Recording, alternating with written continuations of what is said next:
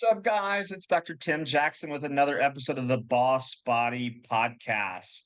I brought in a functional medicine guru, the woman, the myth, the legend, Dr. Cassie Smith, MD, board certified endocrinologist, and a whole bunch of other things.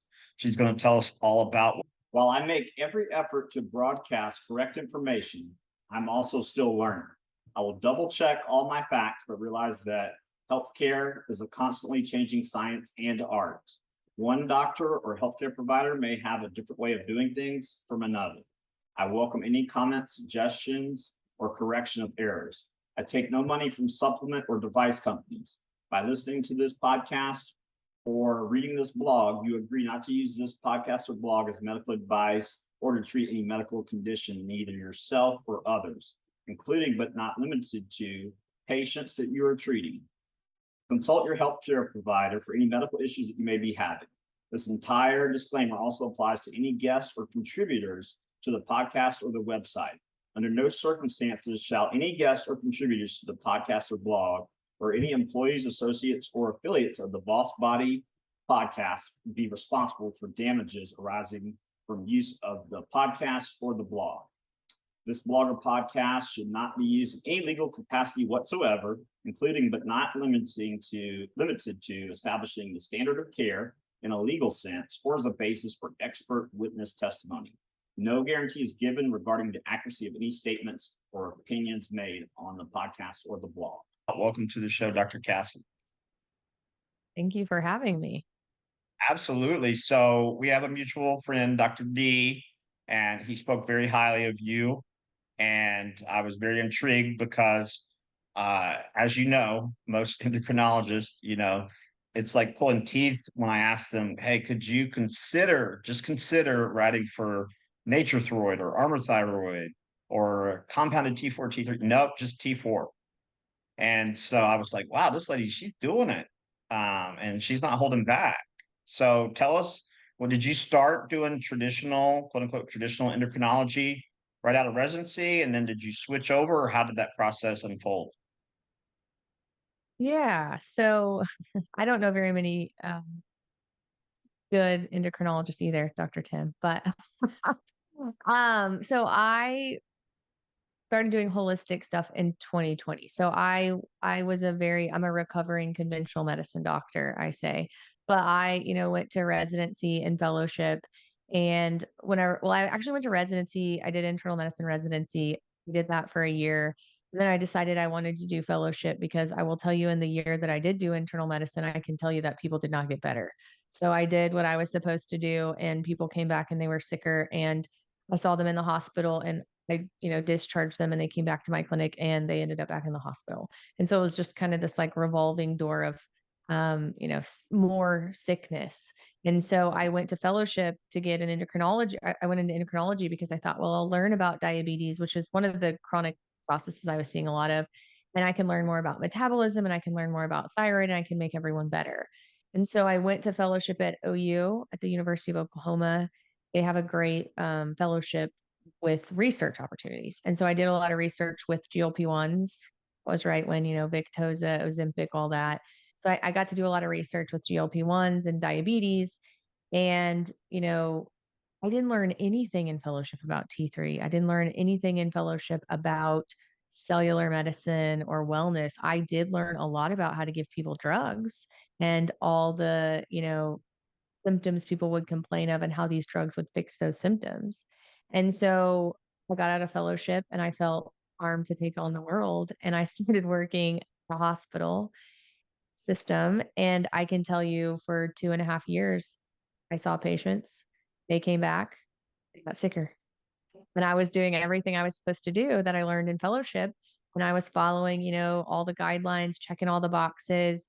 And I thought, I'm doing what I'm supposed to do. And I thought I was pretty progressive and forward thinking because I was checking vitamin D levels and I was putting people on vitamin D, and I was like, I'm doing all the things. And so in 2020, I was just really disheartened with the way that my patients were not getting better and all the time and education I had put in. And so I started, thinking, man, I just want a better answer. Like, why are these people not getting better? Or why are people getting sick in the first place? Right. And throughout all of this, I also had an issue. Like I had Hashimoto's and I had some autoimmune issues, and I was seeing doctors and I wasn't really getting the answers I wanted either. And so I really just started asking. I'd always asked why, but I was like, no, I'm really going to figure out why. And so I kind of got into this functional medicine, holistic medicine type pathway with that, just trying to figure out for my patients, why aren't they getting better? And so I started learning in 2020. I started with some hormone therapy training, and then it's just kind of spiraled from there. I do a ton of hormone therapy now. I do a lot of nutritional therapy. I call it cellular medicine. I care about your mitochondria. I care about your micronutrients in your gut, but I care about your overall health in general. And so I've just kind of from there evolved and adapted, and I've met a ton of amazing people like Dr. D, a lot of people, peptide, Dr. Seeds peptide people, they're all amazing. And so just a lot of functional medicine people out there that have helped guide me and help teach me. And my patients, thankfully I have great patients that are on this journey with me and are like, yeah, I mean, I told him, in 2020, and as I learn, I'm still learning stuff, but it's like, well, what we've been doing hasn't worked, so we might as well try something else, right? And so it's just really trying to get down to cellular medicine and going back to the actual cell and cell membranes and mitochondria and figuring out what they need to make ATP and make energy and make sure that our electron transport train is working. Because when you take a cell that's sick and you provide it the things it needs to get better, then usually symptoms get better and people get better. And so that's just kind of the path that I've been on. And so I don't know, that's where I am. Still learning every day, but I'm That's much awesome. I'm happier. glad. Yeah, you're much happier now that you're able to see progress with patients and people getting off meds. Yes, that's my goal with everyone, is to get them off medicine. And sometimes sometimes it requires medicine, like you were talking about T3. A lot of people with thyroid issues, you're going to need some T3. You're going to need some support while you're fixing your gut and you're fixing your environment, but it doesn't mean you're going to need medicine forever. And so my goal is to get these people off medicine, to get these people, not so under muscled, because that's another problem in this country. We don't talk about muscle. Muscle is key to longevity and health. So I'm trying to help people get them away from being under muscled, get them metabolically healthy, right? Get their hormones right, get their micronutrients right, get their guts right, get them feeling better, and hopefully get them to only come see me once a year to do some blood work and not every month with Yeah, multiple you gotta symptoms and more upregulate medication. those GLUT4 receptors, right? Yes, sir. For sure. Absolutely. So I'm glad you brought up the topic of cellular medicine. I mean, one of my favorite classes in undergrad, I went to Wake Forest for undergrad, and I had a professor for cell and molecular biology who started in traditional medical school, and then he dropped out, and they sent him to a psychiatrist because they're like, "You're at the very top of your class. Why would you want to drop out?" And he's like, "So I'm not learning anything about the cell." And so he said, if you go to medical school, that's great, but everything you're treating at the 30,000-foot view is ultimately happening at the cell. So I use cell molecular biology every day. Like, for example, one principle he taught me was there's only two ways to change the function of a protein. The temperature, you change the temperature, or you change the pH. And so with things like cold plunging or sauna, we can upregulate cold shock proteins, heat shock proteins, etc. And so the mitochondria, the G protein coupled receptors, all that stuff, because if it's not working, that's what makes your tissues, and your tissues make your organs, etc. So I'm interested to know, when you transitioned to functional and regenerative and cellular medicine, did your fellow endocrinologists ostracize you? Yes. Yes, and some of the fellow doctors that I know still do.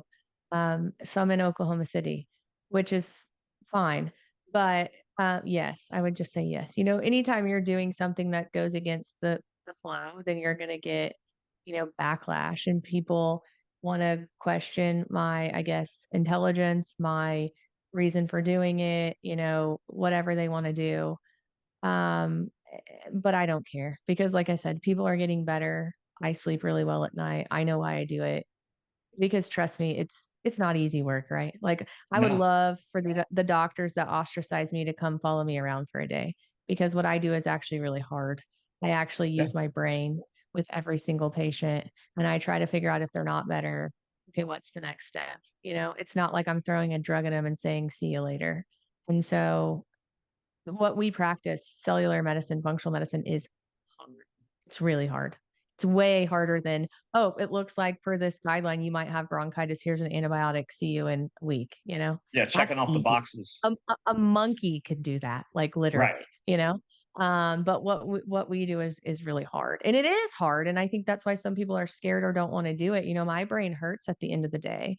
And the worst, I guess, good and worst part, and you may be like this, like I get stuck on these people, right? Like if I can't make somebody better, it bothers me. I lose sleep over it. I'll like be in this rabbit hole. Like I was in a rabbit hole last night for like 4 hours because something came up yesterday with this patient and I didn't have an answer. I'm going to figure out an answer, but I didn't have an answer, and I've always been that person. Like, I want to know, if it's not your gut, if you don't have mold, if you don't have, heavy metals, if your micronutrients look good, if your hormones look good, then why do you still feel like that? And so I tell my patients all the time, like, you will give up before I will give up if you'll do what I say. And so traditional medicine's a lot easier than that, in my opinion. Absolutely. Yeah, I had this conversation with Dr. Kent Holtorf. I don't know if you know him. He's kind of like the godfather of peptides in the US. He's in Los Angeles, and we're pretty good friends. And he said, he started feeling unwell when he was in residency, and he didn't tell any of his colleagues where he was going, but he snuck off to some integrative medicine conferences. And he said on the second day, I think it was, he had this epiphany that, wow, this stuff is more scientific and more science based than what I've been learning in medical school. And all they told me in medical school was that, quote unquote, alternative medicine was quackery.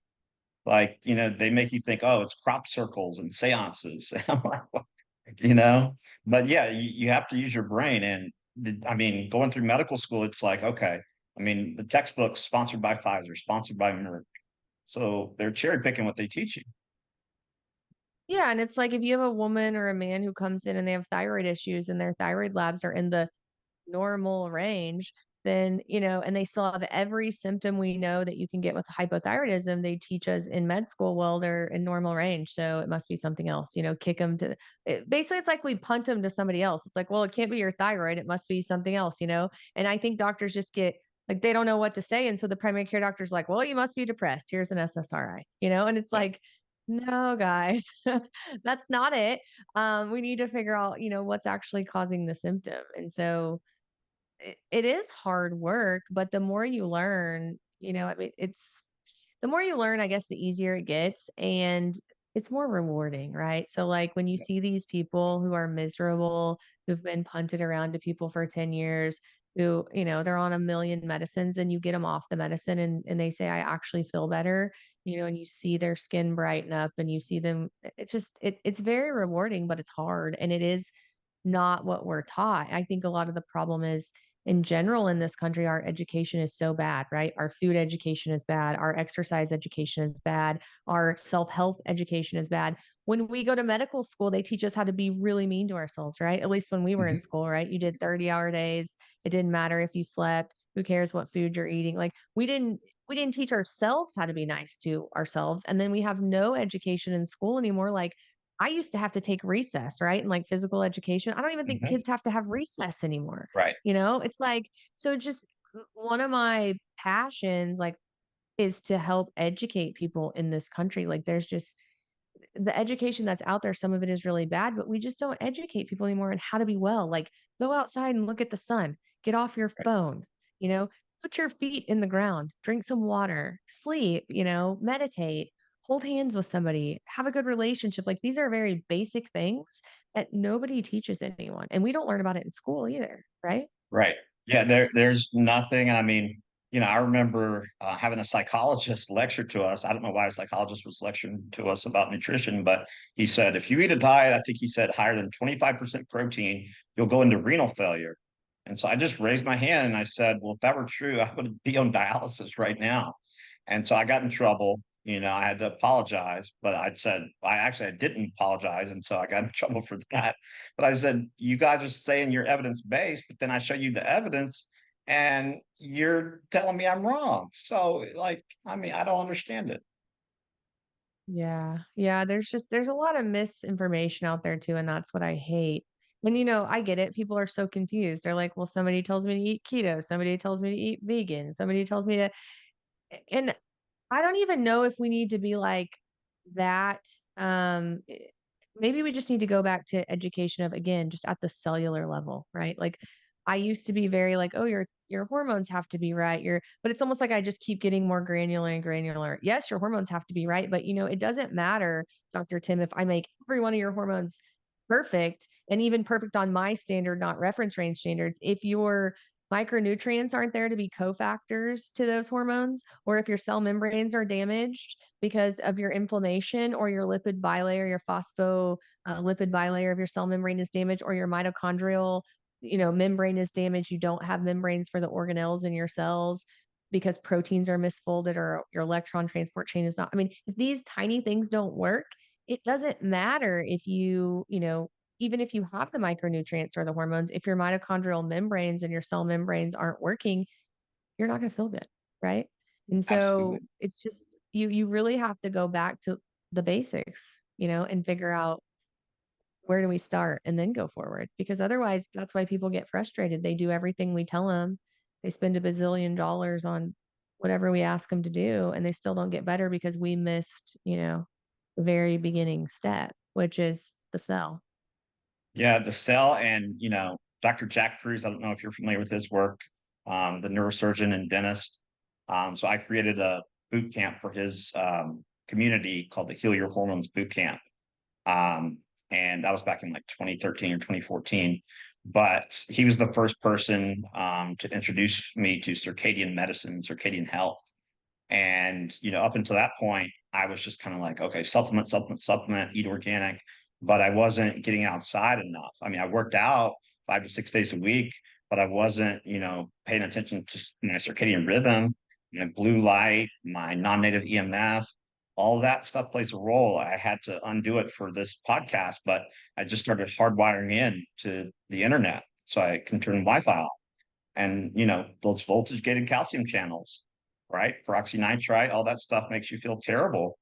And if you look at people, like the same person, like if I had you eat a banana in a low EMF environment and we waited 2 days, had a washout period, had you eat a banana in a high EMF environment, your blood sugar is going to be higher, right?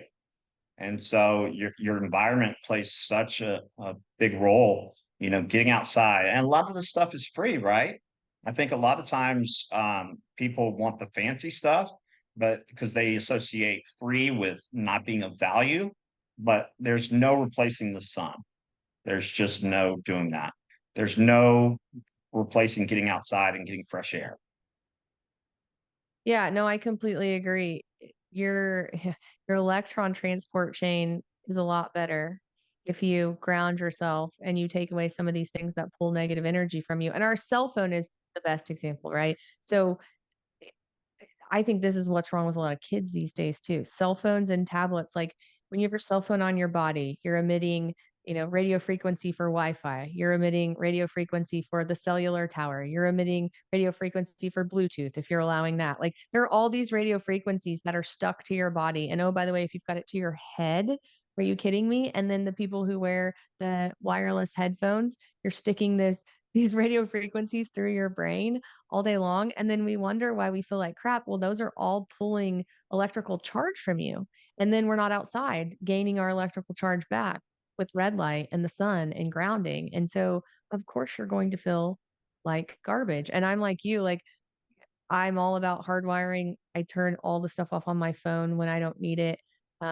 Red lights, all the things, because it's important. And I make sure that I see the sun come up every morning. I walk outside every morning and I look at the sun without my phone, and I do it at night. And if I am on my phone, I do try to put my feet in the grass, yeah, just little things like that. We've displaced ourselves from nature so much, stressed ourselves out, and then eaten terrible food. And then we look around and say, why is everyone stressed, tired, and doesn't feel well? And it's like, are you kidding me? Like, if your electron transport chain is a mess, you've stolen all of the good charged particles from your body and you're not repleting your bank account with anything. You're just depleting it. So, I never thought, this is music to my ears. I never thought I would hear an endocrinologist talk about the electron transport chain. Because most of the time I just say mitochondria. and I get the deer in the headlights look. Like, why are you talking about mitochondria? Like, who cares? Yeah, well, that's how we get energy, right? So Right. Right. we go back to cellular medicine. I mean, yes, it's very important. And we do, I mean, as a society, we have set everyone up to just to fail miserably, right? Yeah. And so that's the problem, it really is. And, I was joking, I was talking to somebody last night. I said, maybe we should just make our own little cult or our own little like society where, everyone has like grass, not turf, because turf doesn't count. Everyone has grass. We make sure that we don't have electrically charged things in our grass, under our grass. We make sure our water source is good. We all farm different things so we can share the food. You got to leave your cell phone like when you check in at the gate. Everyone's Yeah. house is hardwired. Everyone's got red lights. Like I want a little community like that. Like, doesn't that sound great? It does. I was thinking about that, on the past couple of weeks myself, and then I thought, I bet the DEA and the FDA would bust us like within the first week. They would be like, there's cult. I can see the headlines in the news now. There's this Yeah. extremist cult in South Yep. Carolina or Oklahoma City. They're hardwiring into their computers. They're crazy. But it's funny because our genetics don't change very fast, right?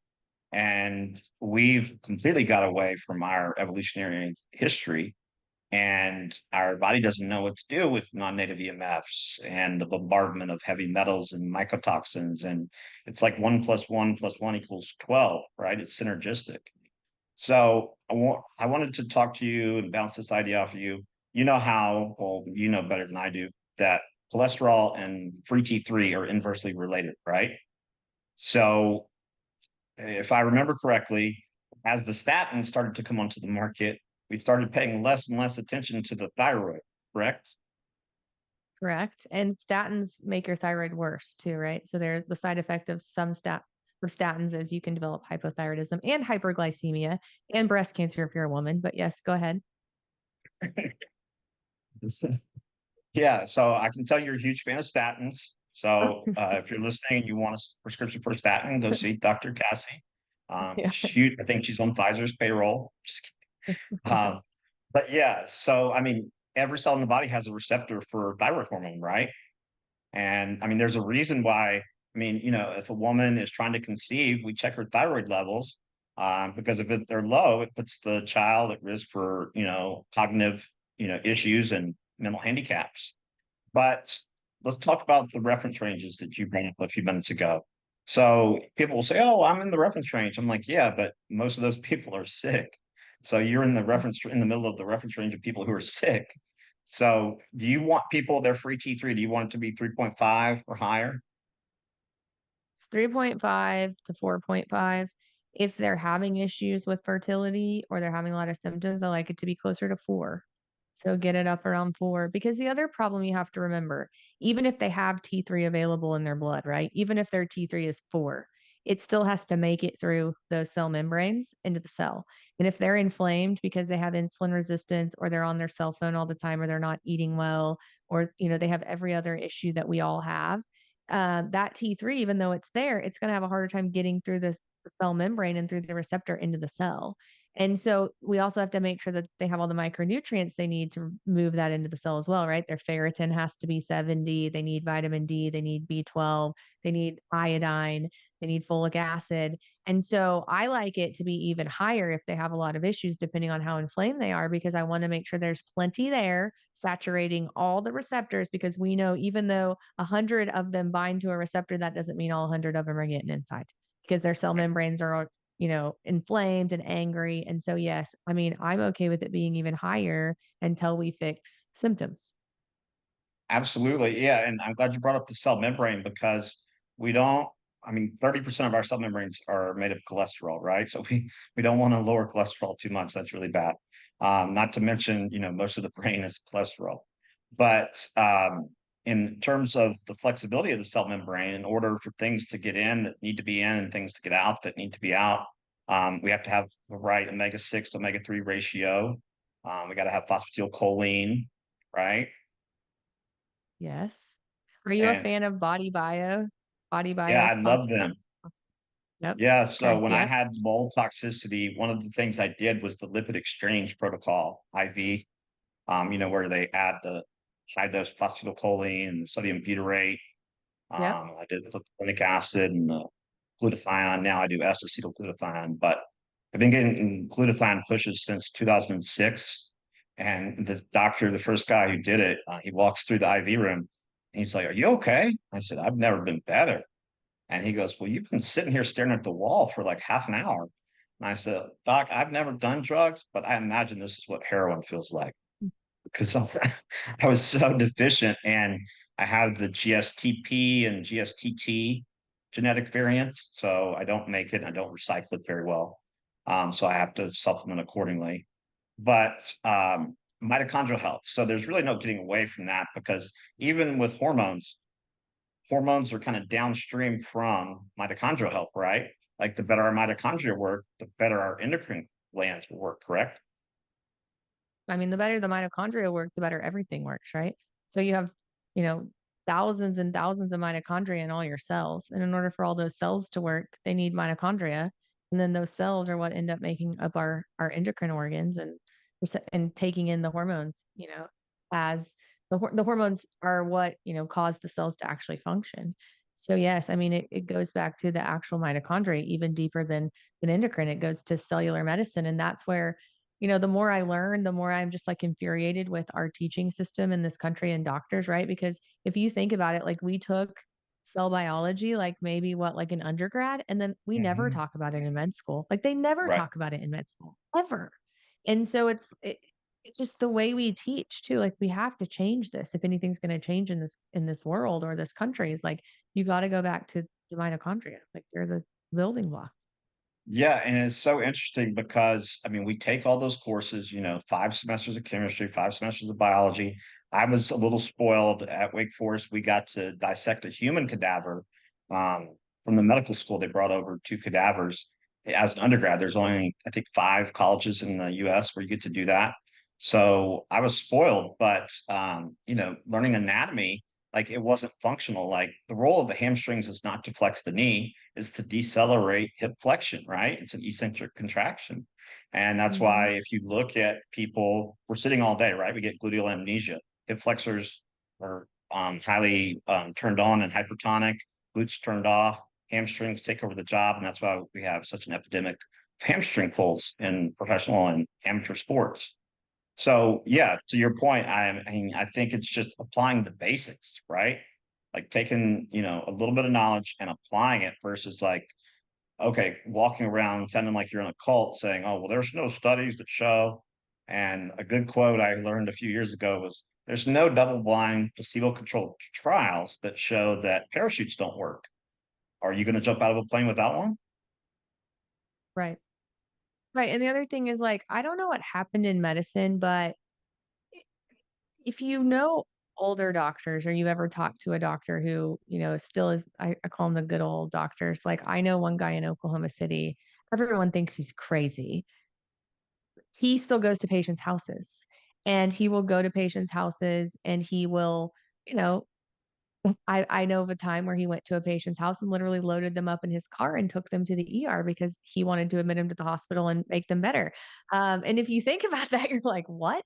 But I mean, he's in his 80s and he has made house calls his whole life and he's taken care of these people his whole life. And he just, he says, Cassie, these doctors today, they don't know what the hell they're doing. They're all a bunch of idiots. They don't listen to people. They don't use their brains. Whenever I first was, a doctor, all I had was my stethoscope in my hands. We didn't have all these fancy tools, all this crap you people use. We listen to people, we use our brains, and we took care of people. And I'm not kidding you. Most people think this guy is a complete quack addict, but I have a lot of respect for him. And I'm like, it's true. Like you have to listen to people. You have to use your brain. You shouldn't always just be thinking like, oh, let's order all these really expensive tests because guess what? Half the time you don't find anything on the really expensive tests, right? Right. And so it's just the whole system is so broken because again, I went into medicine to help people. That's how I sleep well at night. I know I help people feel better. I want them to feel their best so that they can go do what they're meant to do in this world. And, I tell people all the time, if I can just make you feel 10% better, then I feel like I've done my job. Because imagine if every single human on this planet felt 10% better, what would this world be like? Yeah.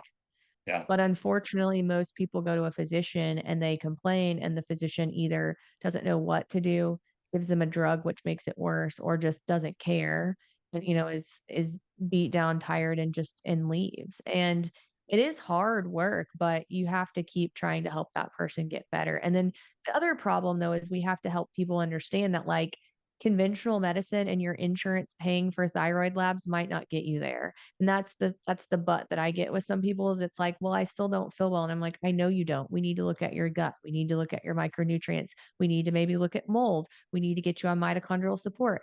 It's all expensive and nobody wants to pay for it. And insurance doesn't want to pay for it because they pay for sick care because that's what we do in this country. And so it's hard because you've got to get the patients to buy into it. Sometimes it's expensive, but what we're doing isn't working, right? And Right. so I mean, it's hard in a lot of ways, but I will tell you that, if people will buy in and do it, and if you'll find a provider that will fix your cell and look at your mitochondria and work outward from there, let's fix your mitochondria, let's fix your cell, let's fix your micronutrients, then let's look at your hormones. You will get better, right? I mean, have you ever met a Absolutely. person that did it? No, I mean, yeah, you're absolutely spot on. And there's so many things that we do in terms of sick care. I mean, the way I try to explain it to people is that the FDA, the insurance companies, and big pharma, on paper, they're separate, but functionally, they're one and the same organization. Because if they were trying to save money, they would say, okay, we're going to pay for mitochondrial testing. We're going to pay for micronutrient testing. We're going to pay for gut testing. We're going to check your mycotoxins and save themselves trillions of dollars and, correct some of the deficit in this country. Um, And we're Go and ahead. we're gonna support the things we find, right? We're gonna allow people to do hormones. We're gonna allow people to do glutathione. We're gonna do some ozone if we need to. We're gonna clean these people up, right? We're gonna put them on good supplements and clean their gut up because we know that the food industry is destroying their gut. So let's get them on a good gut protocol for 3 months, even though it costs $300 or $400, and let's clean that up. But Yeah. that's not what we do in this country. No, you're thought of as quote unquote a quack or voodoo, um, if you do anything that's outside of quote unquote the norm. But I'm like, stop and just think about something for a second. I remember being an undergrad and there was a guy who was a PhD from Duke, right? Pretty prestigious school.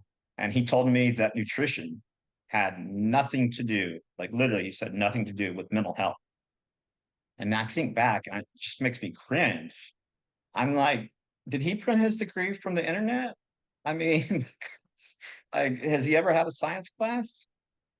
Yeah, so I've listened to a podcast before, and you might have heard this, and I think maybe it was Dr. Mark Hyman, but somebody was talking about how you can look at GI studies of patients, and this doctor could pick out patients that had schizophrenia by their GI map, like that they all have very similar GI maps. And there's this huge gut brain, connection. We all know that are intelligent and understand cellular medicine. We understand how our enterocytes, absorb things. And sometimes our tryptophan and tyrosine are low, and that changes neurotransmitters and doesn't allow it to cross the blood-brain barrier. We all understand this, but there's a huge relationship between your gut and your brain and, you know, psychiatric disease. And so I thought that was pretty fascinating. It makes sense though.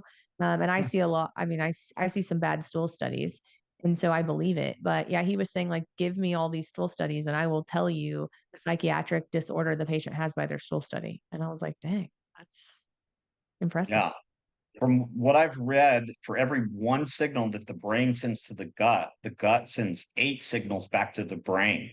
And, so one of the theories, as you know, for MS and Parkinson's is that the vagus nerve gets infected with various stealth pathogens, and that causes autonomic dysregulation. And then down the rabbit hole we go.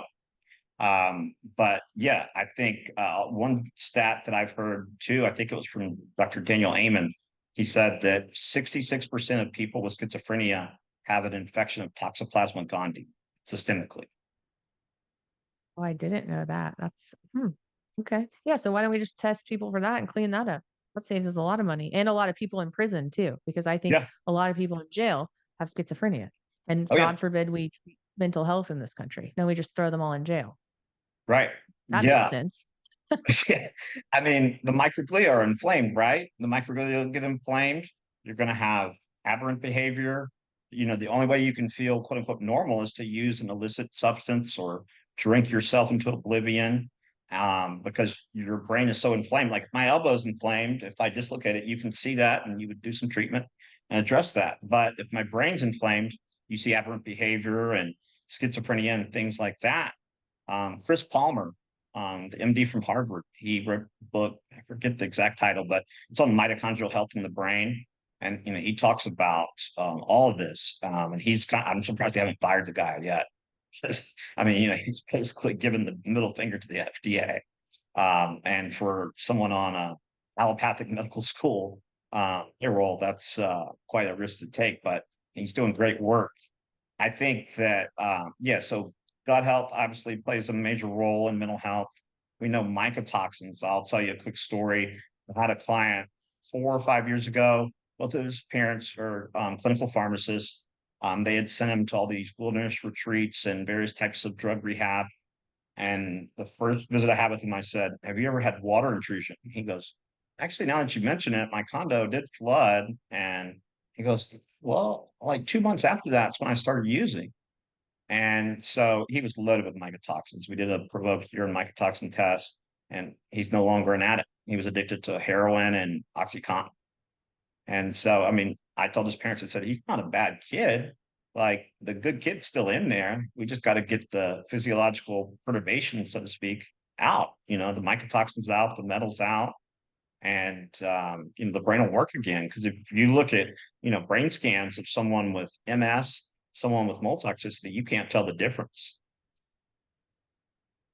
Yeah. No, it's true. And like a lot of in Oklahoma, there's a ton of black mold, by the way. It's very humid here, probably where you are too. But yeah, I mean, it's true. Like your body can't function with a lot of these toxins and metals. And when you have heavy metals and you also have mold or, fungus, those things are just, it makes it worse, right? It like Yeah, compounds. 1 + 1 is not 2. 1 + 1 is 12 when you have right. heavy metal issues and you have mold issues.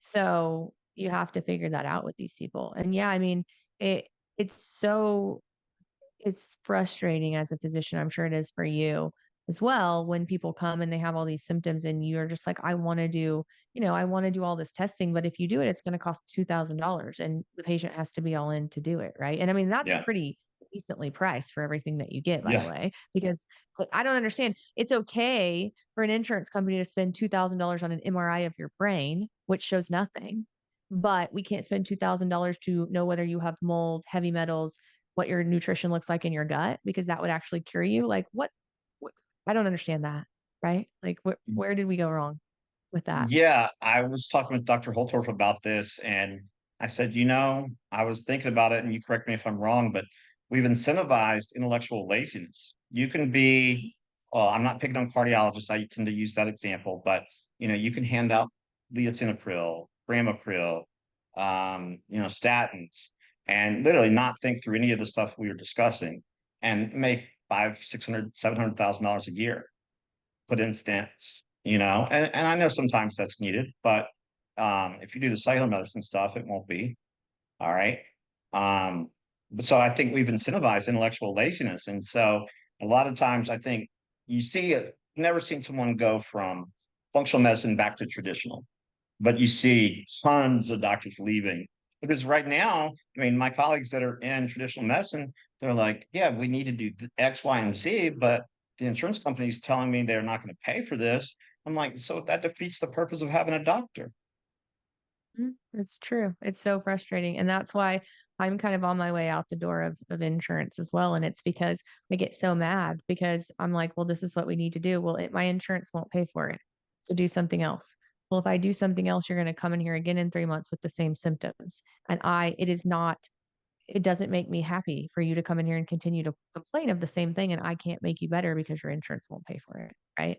And yeah, and going back to the cardiologist example, like we incentivize laziness, but Why is that laziness incentivized? Because those cardiologists are giving out drugs and putting stents in people, which is what they want us to do, right? Because that's where the money is, because then those Mhm. companies make money, right?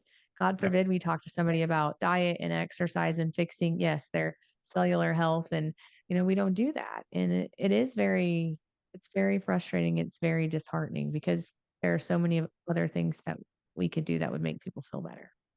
Have you heard the story? You might actually know him, Dr. Sean Baker in Albuquerque, New Mexico. He's like a big carnivore keto guy, orthopedic surgeon. I've heard of him.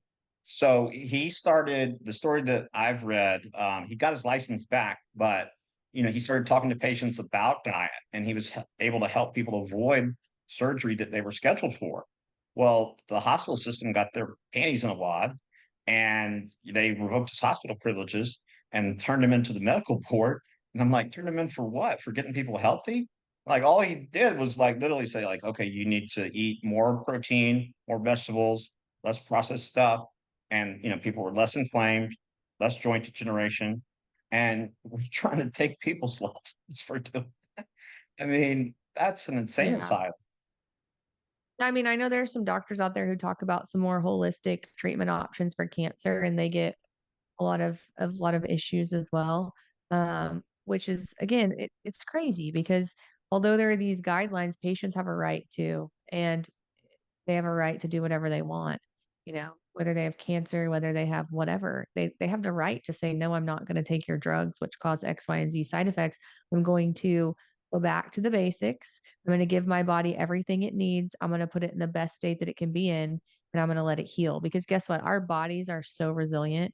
I don't care what you have wrong with you. If you are really dedicated to fixing it and you're going to go to the cellular level and you're going to fix all those things and you're really going to work on it, you would be shocked what the human body can do. Like, I saw a girl today, I'm not even kidding you, makes me want to cry, but she's 34 years old. She has PCOS, terrible PCOS, had a baby in her 20s, and then came to see me a couple years ago and said, I think I want to have another baby. Everyone's given up on me. I don't have regular menstrual periods. I'm really overweight. Can you help me? And so we've been on this path for 2 years. Like, we're fixed her insulin, we fixed her diet. She's been doing all the things I've asked her to do. Fixed her menstrual cycles have come back. She's doing great. She walked in my office. I walked in today and she said, I'm pregnant. I'm pregnant. I wasn't even trying to be pregnant. Like, I don't even know what to do. I'm 34 years old. I didn't think I was ever going to be pregnant again. Like, how did this happen? I'm like, what do you mean? How did it happen? Like, I told you if you fix things, and she's like, I haven't been, she was just shocked because she's like, I've never had to worry about that. I've never had periods. Like, what is she just, but it was, I said, I told you if you fix your environment, no matter how sick you are, your body will heal itself.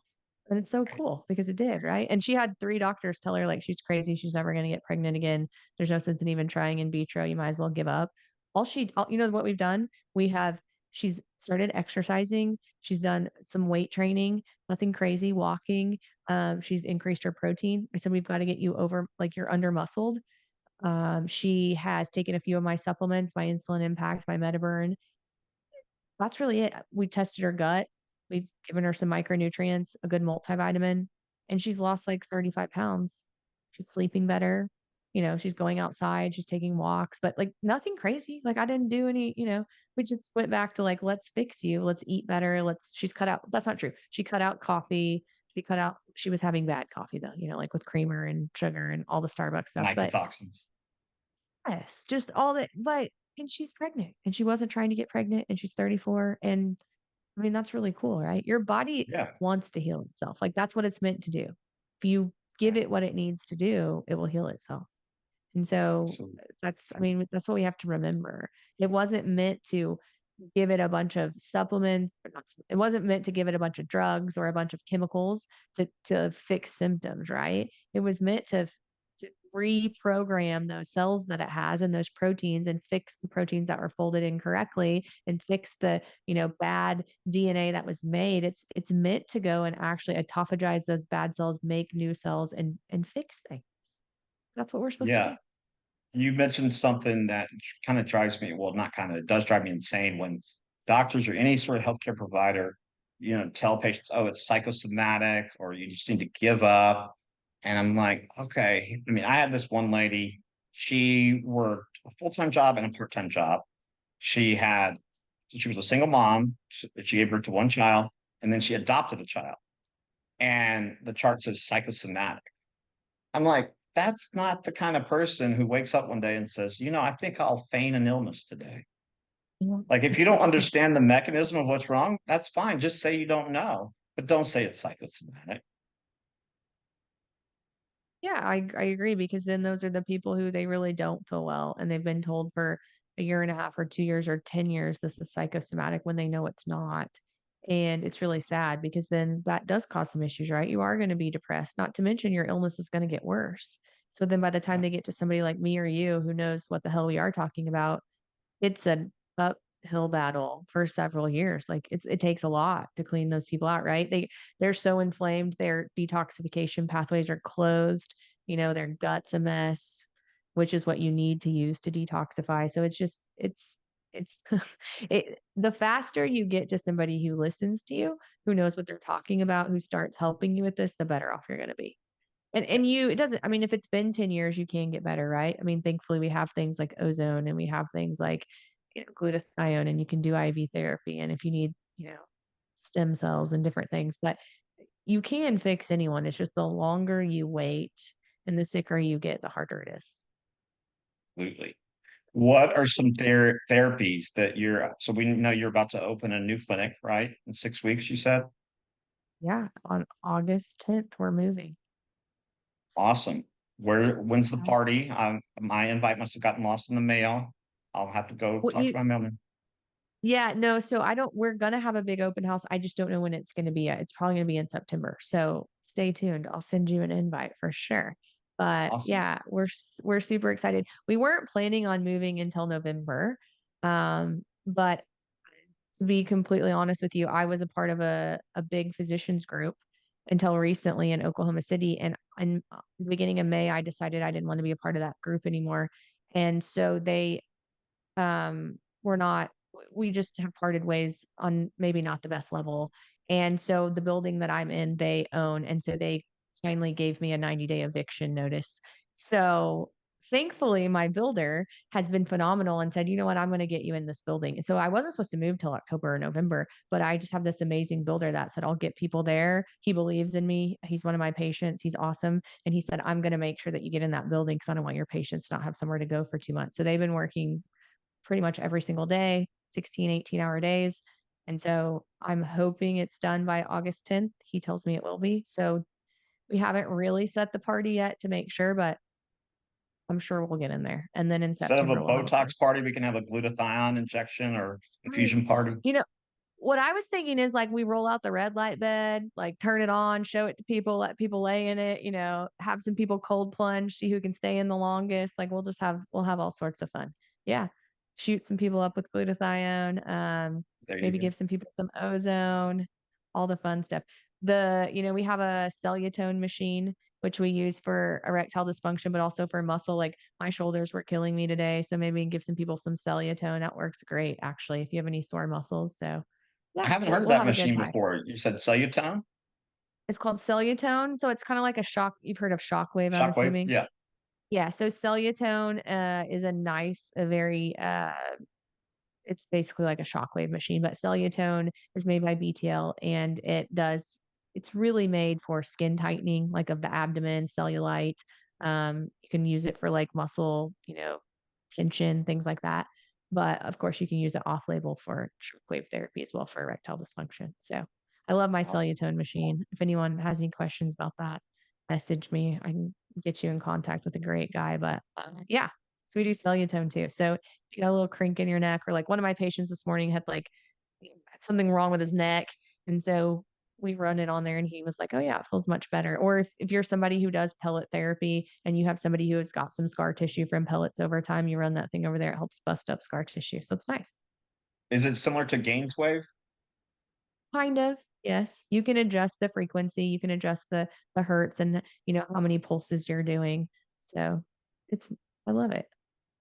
And so I think I saw or actually, I know I saw in your bio that one of the therapies you're going to offer is plasmapheresis. Tell us a little bit about what that is and who could benefit.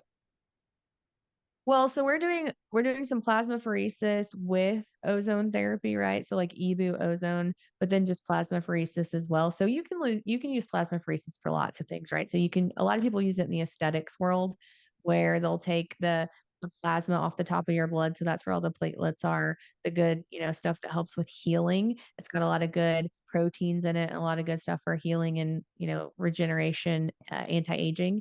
And so a lot of people will pull that off of people's blood and then they use it when they like microneedle the face. So anytime you make trauma to an area, you put the plasmapheresis over it. It's supposed to help with like collagen production and healing. And so that's how a lot of people use plasmapheresis. You can also do that with ED therapy with like shots. So, I can do O&P shots. So I've been certified by Dr. Reynolds. You can use plasmapheresis to do that, but you can also use stem cells.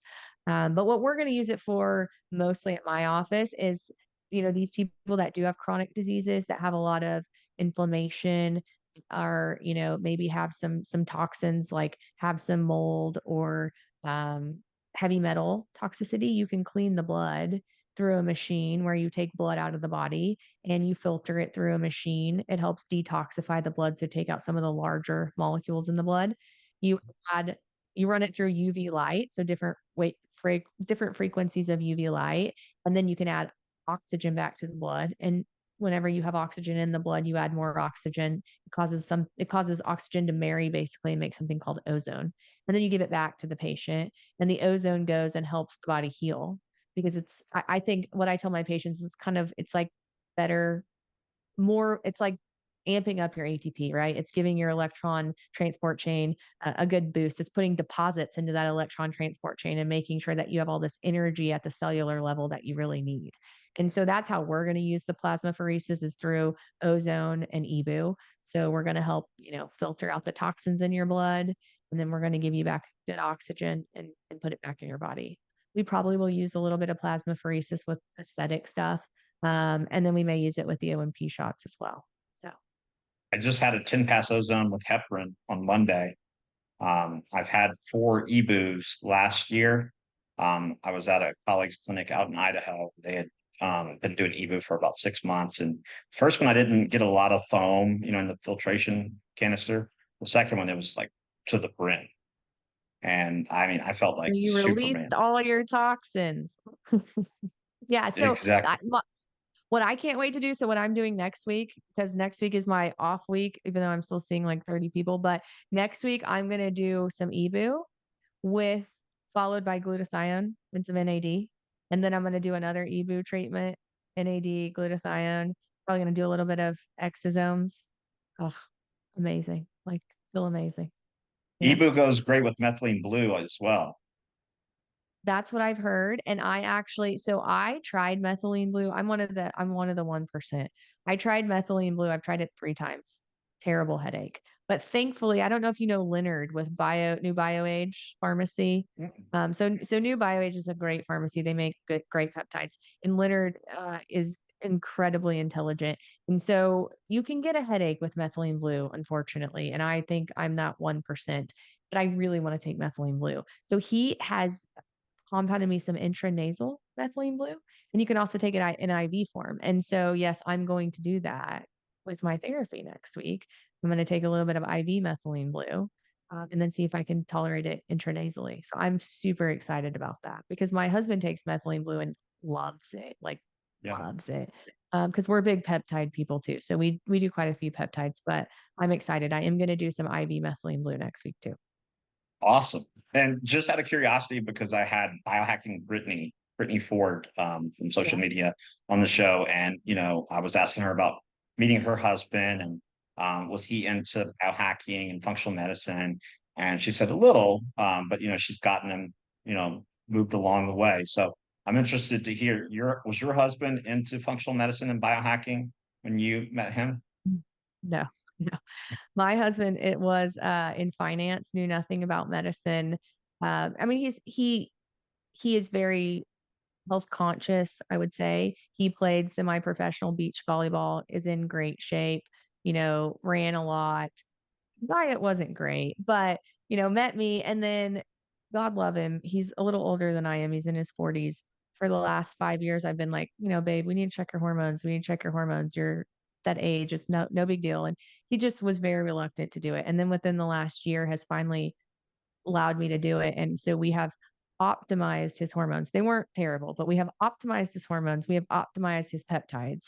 And he's like a fiend. Like he is what else can I take? And he actually went to the peptide conference with me in Las Vegas a couple weeks ago and actually went to the conference and was like, because he will tell you, like he tells people all the time, he's never felt better. He's 47 years old. He's like, I've never felt better. I've never been more clear minded. He does, hormones. He does a little bit of BPC.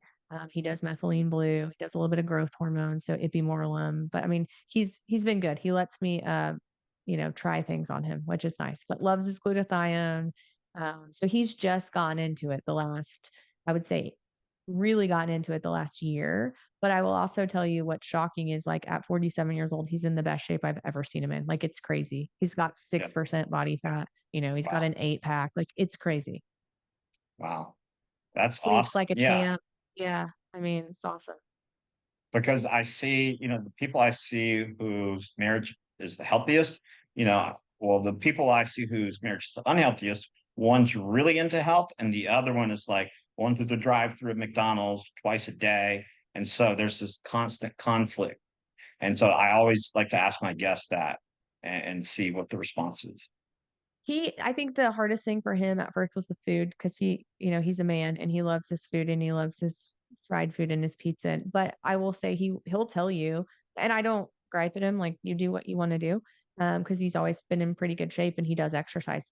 But since he's gotten his hormones optimized and he's got on the peptides, he personally just says, I don't want those things anymore. And we eat pretty much the same. I don't eat gluten. He stopped eating gluten for the most part, which he used to be like, there's no way I would ever do that. I don't eat a lot of dairy or cheese. He's actually stopped eating quite a bit of cheese. And so, no, I would say we're definitely on the same page. We both exercise. He cold plunges. I'm like, you need a cold plunge. He doesn't love it, but he does it.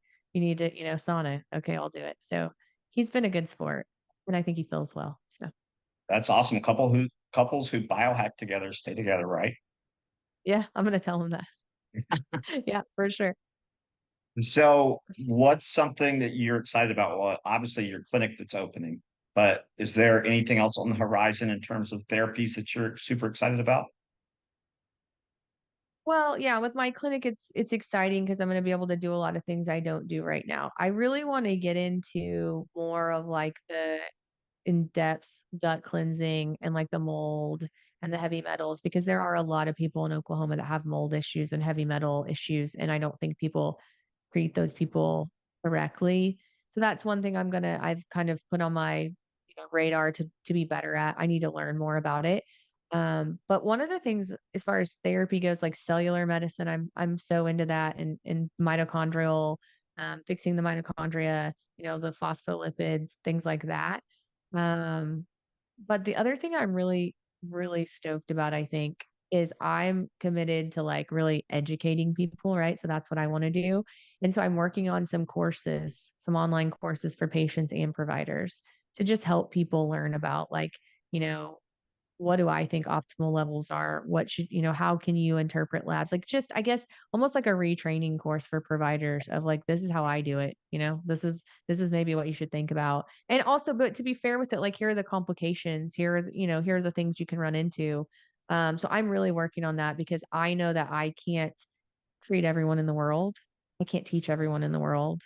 I wish I could, but we're in a really bad place. And I want patients to learn too. So I'm really trying to focus on teaching providers and patients. So that's one of the things I'm really kind of dedicated to doing once we get into the building is figuring out how I can get to the masses and like help people connect with people who are like-minded. Like I would love for providers to reach out to me if they're like this and say, hey, this is what state I'm in. Because I have people who ask me all the time, do you know anyone in, North Dakota? Do you know anyone in, and I don't. And so I really want to come up with this network of helping patients find doctors that are like you and I, that believe in cellular medicine. And I want to help patients know the right questions to ask and the tests they need to get done.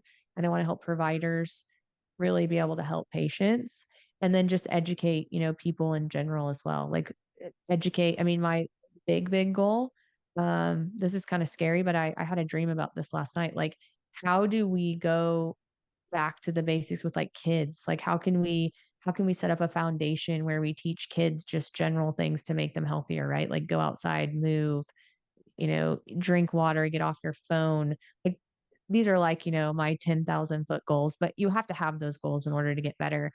And you just have to find the right people to help you get there. So I'm actively working on that. But what I really want is to just help educate people. And that's the only reason I'm on social media. Like I think most of it's garbage, to be honest with you. But Yeah. but that's how you reach the masses, right? And you Yeah. educate people. Yeah, I see colleagues, putting time and effort into creating resources that are free. And they'll say, just comment this word below and I'll email you the guide. People are like, stop with the shady sales tactics. I'm like, it's free. And they use their time, their money, they paid an assistant, they paid a web guy.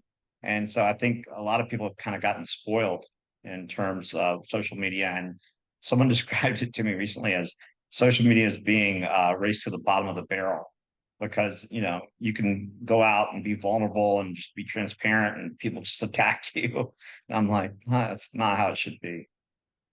Oh yeah, for sure. I don't read most of my comments. So if you are somebody who comments on my stuff and I haven't responded, it's not, I don't read it because a lot of it's mean. And if I did read it, then I would probably stop doing what I do.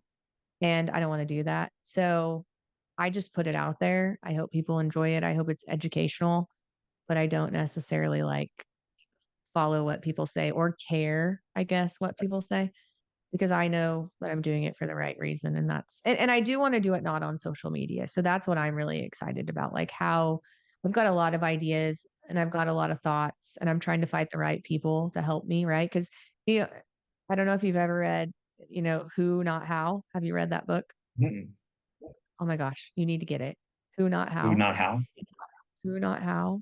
It talks about, when you have these giant dreams, the only like the reason people don't make bigger dreams is because they ask, how am I going to do that? How am I going to do that? And it stops you. Instead of asking, how am I going to do that? You need to ask, who do I need to find to help me do that? Right. Right. And so it's pretty fascinating, but it's true. And so that's kind of where I'm at. I have a lot of thoughts and a lot of ideas. And again, I just want everyone in the world to feel 10% better. Just imagine what the world would be like if every single person felt 10% better and did 10% better at their job and was 10% nicer to the person next to them and gave 10% more, energy to their family and friends. Like just can you even imagine what the world would be like? Just 10%. And it's not that much. It's really not. No, Like it's really not. every provider could help somebody with this. Every person could feel 10% better if they just had the education to do it right. It's really not that much, but it would make such a difference. Absolutely. Where we're going to put up all your links, social media links, but where can people find you who are interested in becoming a patient? Because I know your bio said you're becoming licensed or getting licensed in 37 states. Yes. So that's an undertaking. But yes, I am working on the compact license so that I can help people in other states. And I'm trying to work through that with my attorneys, how that's going to work. But ideally, you come to the clinic at least once so you can get some good treatment. But you can find me on my website if you're interested in becoming a patient. Our website is just modern-endocrine.com. There is a contact form on there where you can fill it out. And then we get a lot of them. So it may take a little while to get back to you, but we will get back to you at some point. But if you just want some education, follow my social media. That's why I do it. I spend a lot of time doing it and then look for my courses. I'm on all the social media platforms I'm on Instagram, TikTok, and Facebook. I really like YouTube though. I don't know what you Yeah. do on YouTube, Dr. Tim, but I love YouTube.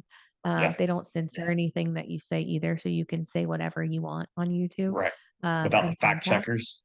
without fact checkers because I have been in trouble on Instagram already. Um, so, but yeah, I'm on YouTube. I'm on social media. I have a website. I have a podcast as well. It's called Back to the Basics. But yeah, you can find me at any of those places. Thank you so much, Dr. Cassie. Thank you for the work that you're doing. Your patients are lucky to have you and keep educating, keep fighting the good fight because you're doing amazing work. Thank you. Thank you so much for having me. And thank you for what you do as well. I know this is hard Absolutely. work. And Yeah. I appreciate you too. Absolutely. Have a blessed day. You too.